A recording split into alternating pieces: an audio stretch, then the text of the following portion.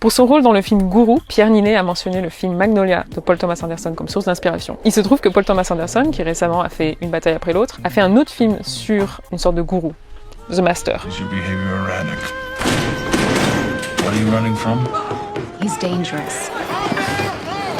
And he will be our undoing if we continue to have him here. On suit le parcours de Joaquin Phoenix, un homme vraiment à la dérive qui se retrouve emmêlé à ce culte et dans lequel il trouve d'abord vraiment une source de confort, d'amour même. On comprend qu'un culte fonctionne sur ça, sur l'idée de manque, l'idée de recherche d'amour tout simplement, de connexion. Paul Thomas Anderson a un vrai sens de l'humour et il se moque du culte, mais en même temps il nous montre vraiment à l'intérieur de ça comment ça fonctionne et comment ça peut construire et détruire une personne.